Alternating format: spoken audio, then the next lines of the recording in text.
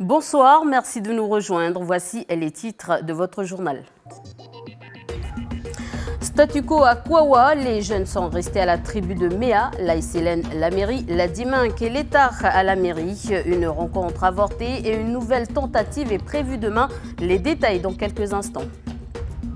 C'est à Calédonia que les collégiens de Payamboué de la classe presse ont demandé quelques conseils pour réaliser leur reportage. Le sujet, c'est la première édition de la fête de l'école calédonienne ce samedi. D'ailleurs, on en parle ce soir avec Hélène Yekaoui, membre en charge de l'enseignement au gouvernement. C'est l'œil de la rédaction.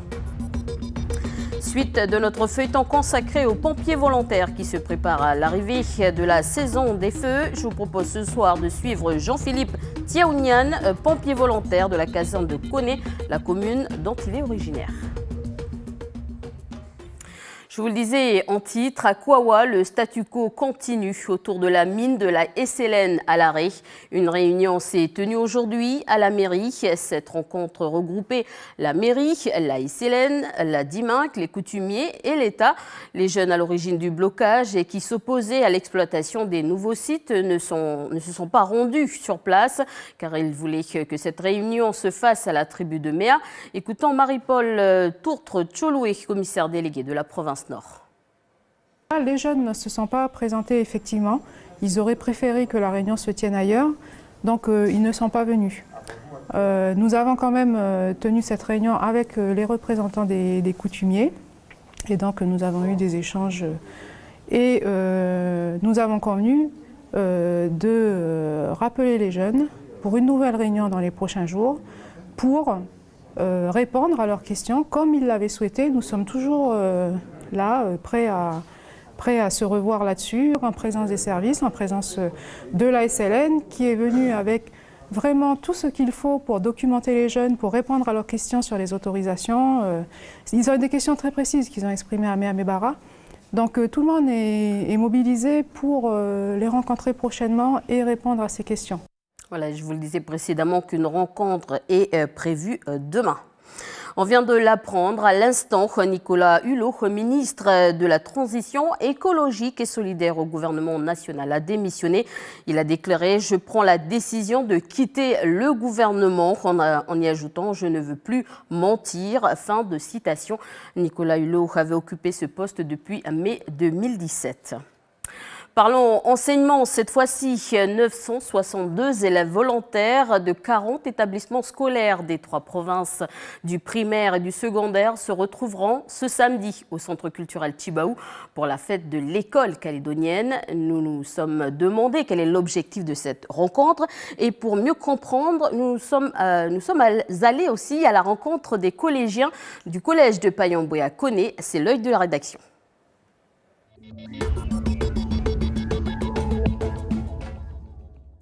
Et pour en parler ce soir, Hélène Yekaoui, bonsoir. Bonsoir Élise. Alors vous êtes en charge de l'enseignement au gouvernement, merci d'avoir accepté notre invitation. Alors, avant d'aborder le sujet qui nous intéresse ce soir, une question d'actualité. Vous avez déclaré que la situation financière de l'enseignement privé, notamment de l'ASI et de la FELP, est due à la baisse des dotations des provinces. La présidence de la province Nord, dans un communiqué, n'accepte pas d'être tenue responsable, car c'est une responsabilité qui vous appartient. Elle déclare avoir versé une subvention de plus de 800 millions à l'enseignement privé. Que répondez-vous à cela ? Je crois que je n'ai aucun commentaire. L'essentiel, c'est qu'effectivement, l'ensemble des collectivités financent l'enseignement privé pour l'intérêt des élèves. Et y a-t-il justement, comment on en sort justement de cette situation ? Je crois qu'il faut que tout le monde, effectivement, si on souhaite donner la place du privé et maintenir sa place, puisque je rappelle que le privé assure le service public dans certains endroits où le public justement n'existe pas. Je crois qu'il faut que l'ensemble des collectivités participent à cet accès à l'école. Merci d'avoir répondu à cette question d'actualité. Revenons à notre sujet ce soir. Pourquoi avoir appelé cette rencontre fête de l'école calédonienne ? Tout simplement, ça s'inscrit toujours dans le cadre du projet éducatif. Je rappelle que lorsqu'il a été adopté, il a été fait avec les réalités calédoniennes. Donc, une des orientations de ce projet éducatif, c'est bien l'identité calédonienne. Et une des adaptations, c'est le parcours civique à l'école. Et donc, cette fête qui aura lieu donc ce samedi 1er septembre au Centre culturel à partir de 9h30, dont l'entrée est libre et qui est donc ouvert à tous. Il s'agit justement de valoriser ce parcours à l'école. Et là où ça innove, c'est exactement ce que vous dites, c'est-à-dire que c'est à la fois des projets qui sont portés, qui sont réalisés à l'école, mais aussi qui se font en dehors de l'école ou en lien, je dirais, avec la société. Il y a 4 thématiques autour du parcours civique. Il y a l'éducation aux médias, il y a l'éducation à la santé, il y a également l'environnement durable et aussi tout l'aspect instruction morale, civique et morale avec la défense, la sécurité. Alors, en tout cas, cette journée, elle sera... Oui, allez-y, Élise. Alors justement, vous avez parlé des médias. Pour en savoir plus, les élèves de 4e du collège de Payamboué, donc du projet Classe Presse, se rendront justement lors de la fête de l'école calédonienne pour réaliser un reportage sur l'événement. Comment se sont-ils préparés avant d'être reporters eux-mêmes? C'est chez nous, à Calédonia, qu'ils ont voulu savoir comment réaliser un reportage. Les détails avec Anissa Toussi et Océane Zobler. La foire du Bourail, l'une des compétitions phares, le concours bovin. Bernard Darras, habitant de Bourail et sa compagne préparent leur taureau. Leur fille, un Euromaster depuis 6 mois. Titré 3 fois, il vise cette fois-ci le titre de super champion. La visite de Calédonia est la première sortie que fait la classe presse du collège de Payamboué. Ces élèves de 4e sont ici ce soir pour voir comment se déroulent les coulisses d'un journal télévisé. Et les réactions ne se sont pas fait attendre à la sortie. Ce qui m'a marqué, c'était vraiment toutes les personnes derrière. Pendant même les répétitions, il y avait vraiment beaucoup de personnes et chacun travaillait. Il y avait beaucoup d'écrans derrière les baies vitrées, là. Il y avait pas mal de personnes pour s'occuper des autres détails avec beaucoup de boutons, des trucs comme ça. C'est impressionnant de voir autant de travail pour 20 minutes de direct. Il y a beaucoup de trucs. Munis de téléphones et d'appareils photo, c'est maintenant au tour des apprentis journalistes de poser les questions. Quand vous présentez vos invités, souvent vous dites bonjour mon pays. Et c'était pour savoir, on se posait la question si est-ce que des personnes étrangères à la Calédonie elles pouvaient présenter éventuellement le JT par exemple. Des personnes étrangères, moi j'ai une binôme en fait qui s'appelle Camille Monnier.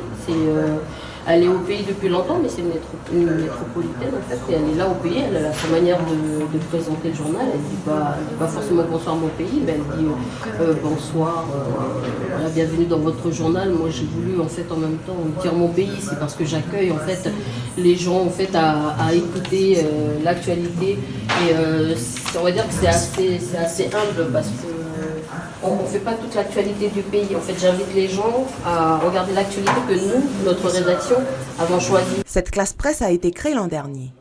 Elle s'inscrit dans le programme de l'enseignement moral et civique dans le cadre de la liberté liée aux médias.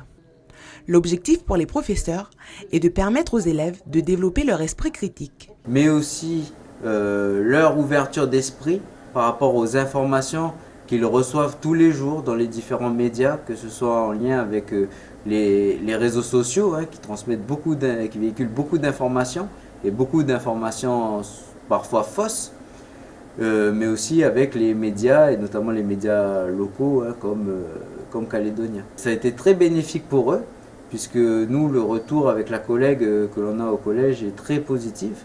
Les élèves sont beaucoup plus intéressés aux informations, aux médias, et ça permet de développer chez eux de nombreuses compétences et notamment celles liées au travail en équipe et à la coopération pour réaliser les différentes tâches qu'on leur propose. Ces élèves seront en quelque sorte des médiateurs d'information, car ils diffuseront l'actualité de leur collège à travers le blog qu'ils ont créé.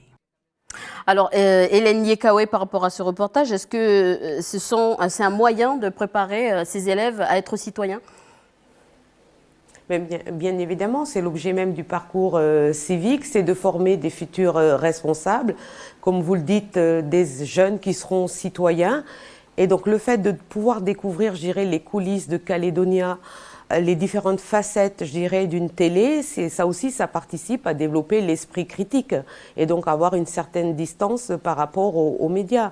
Donc je vous remercie effectivement de les avoir accueillis, mais c'est surtout que ça donne du sens aux élèves. Ils sortent de ce qu'ils font à l'école et ils vont toucher la réalité de ce que c'est que les médias. Alors une dernière question, en une seconde, quelle est la suite à donner à cette rencontre ? La suite de cette, écoutez, c'est la première édition. J'espère que cette fête de l'école calédonienne, elle aura une longue vie encore. Et il le faut tant qu'il y a les élèves. Merci Hélène Dikaoué d'avoir répondu à nos questions ce soir. Merci. Voilà, passons à notre feuilleton de la semaine. Il est consacré aux pompiers volontaires qui se préparent à la saison des feux. Donc le 15 septembre, hier, on a pu voir ensemble le statut d'un pompier volontaire. Ce soir, découvrez le portrait de Jean-Philippe Tiaunian, habitant de Bako. Et il est pompier volontaire depuis 2017 et prend ses missions au sérieux. 3 fois par semaine, il se rend à la caserne pour donner la main. En Nouvelle-Calédonie, 80% des pompiers sont volontaires comme lui. Vous allez le voir, ce n'est pas de tout repos. Le reportage d'Océane Dacunia et Océane Zobler. Jean-Philippe a bien du courage. Pour son sport matinal, il tire un chariot de près de 200 kilos. En tant que pompier volontaire, cela fait partie des exercices physiques du parcours du pompier, le seul en Calédonie. Une routine parfois un peu douloureuse à laquelle il se plie 3 fois par semaine. Je vais vous montrer le circuit. Voilà, on commence par ici. Lui, il va faire 4 fois comme ça, les allers-retours. 4 fois. Après, il faut qu'il arrive ici, là, ça, on appelle un dévidoir, le tuyau. Là. Voilà. Après, il revient, il ramène le dévidoir ici. Il part là, au lancer. Ça, c'est une commande, on appelle une commande, la corde. Voilà, il doit lancer, il a 4 essais. Il doit mettre 2 fois dedans le carré qui est là. Après, il doit courir ici, il doit passer sous les grilles, là, et sous le circuit à fond, tout ça. Pas le temps de chômer après le sport. En plus de la préparation physique, les jeunes pompiers volontaires vérifient quotidiennement chaque véhicule de service. Le matériel doit être en ordre pour les interventions de la journée. Là déjà, il manque un sac. On a affecté chacun un véhicule, puis on est responsable de ce véhicule les 24 heures de garde. Celui-là, c'est le VSAV, l'ambulance des pompiers. Ça y est, Jean-Philippe, c'est terminé. Allez. Bon, Charles et JP, vous montez sur le plateau Tango. Vous continuez notre reconnaissance des pistes au niveau de la tribu des Tchao. On va au plateau de Tango, on va aller repérer les feux. Puis, comme normalement, il y a des tours de guettage pour surveiller les feux, mais voilà, comme les auxiliaires civils ne sont pas encore là, ben, voilà, c'est nous qui faisons le boulot. Oui, du CFL1 au niveau du plateau de Tango. Donc rien à signaler. Là, on va descendre sur Netchout. Ok, ça marche. C'est bon? Ok.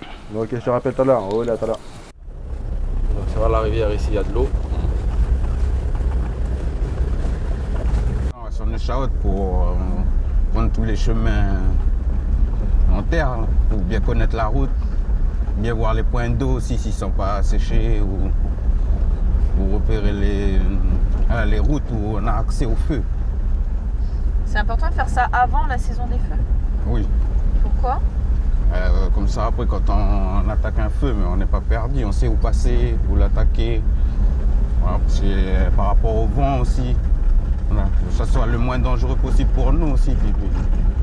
Puis pour les habitations, comme ça, on sait où venir en premier. Vous venez d'arriver, c'est ça? Oui. Là, c'est RAS. Là, on va nettoyer les véhicules, faire le plein, et puis le préparer pour l'équipe suivante, s'il ne se passe rien dans la nuit. Ok. Et c'est plus pour aider la communauté. C'est comme on est de cette commune, puis voilà, on a voulu faire quelque chose pour la commune. C'est après peut se lancer dans, voilà, dans l'ambulance, dans la sécurité civile. On a un choix après. Ça fait que voilà, c'est pour ça que je me suis lancé dedans.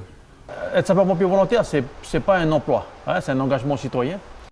Ils sont indispensables chez nous dans notre dispositif. Parce que sans les sapeurs-pompiers volontaires, on ne pourra pas mener les interventions d'urgence que l'on effectue chaque jour. Voilà. Donc c'est le socle. C'est le socle de notre dispositif d'urgence. La caserne de Koné compte 30 sapeurs-pompiers volontaires et 2 professionnels contre 70 pros à Nouméa. Les volontaires en Nouvelle-Calédonie sont en moyenne 4 fois plus nombreux que les pompiers professionnels. Voilà, et dans le prochain volet, nous verrons comment les pompiers volontaires sont formés et sensibilisés pour avoir les bons gestes et les bons réflexes lors des interventions. Rendez-vous donc demain. Cinéma pour sa série télévisée Section de recherche. TF1 tourne aujourd'hui l'une des premières séquences. Les figurants sont des locaux. Le cadre est idyllique, mais nous sommes sur une scène de crime. Un cadavre a été retrouvé sur le parking de Nouville, près de l'école 1881. Et nous sommes intéressés aux coulisses de ce tournage. Le reportage de Drépoïdi. Tournons. Et 3, 2, 1, action! C'est sous la pluie que les tournages de la série Section de recherche ont débuté. Une première pour la production qui ne s'est jamais délocalisée aussi loin. Un challenge de taille qui explique pourquoi il n'y a pas que les paysages qui sont calédoniens. J'ai fait le choix d'embaucher toute l'équipe régie de Nouvelle-Calédonie, donc qui est entièrement de Nouvelle-Calédonie. On a énormément de techniciens locaux, donc que ce soit à la caméra, au son, à la déco, à la construction, etc. Nous avons fait à peu près un pourcentage de 47% de métropolitains et à peu près 55% de locaux. C'est un pari de voir si on peut faire 2 épisodes de 52 minutes sur une série télévisée en Nouvelle-Calédonie. Jeanneline fait partie de ceux qui ont été recrutés localement. Je suis figurante pour la série. Tu sens que tu vas réussir? Oui, ça va, c'est pas des grands rôles, c'est juste à figurer. Cette expérience, c'est une première pour Xavier Deluc, acteur principal de la série.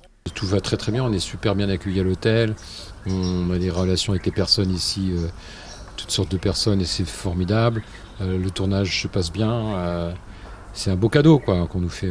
Puis la Nouvelle-Calédonie, j'apprécie, je découvre et voilà. Après, c'est juste traverser le track des premiers jours, et puis après, c'est bon. L'équipe est en train de se roder. Les chefs de poste et les autres sont en train de se découvrir, mais ça roule. Là, on a fait une séquence en 2h30 ou en 2 heures. C'est franchement les timings qu'on fait à Paris dans des séquences urgentes comme celle-ci. Donc, ça veut dire que l'équipe roule. Après, il y a les petits ajustements à faire. Ces tournages réalisés en Nouvelle-Calédonie permettront de réaliser 2 épisodes qui lanceront la 13e saison de Section de recherche. Il faudra attendre 2019 pour les découvrir sur le petit écran. Merci d'avoir pris le temps de nous suivre. Avant de se quitter, je vous laisse en compagnie d'Aurélie Niaoutine et Stéphanie Marlier et leur invité Patrick Barrière, directeur du Conservatoire des espaces naturels, et Pascal Faure, directeur de la Fédération de la faune et de la chasse en Nouvelle-Calédonie. Alors pourra-t-on acheter de la viande de chasse dans les boucheries du pays? Réponse dans cette émission et c'est juste après la météo. Bonne soirée à tous.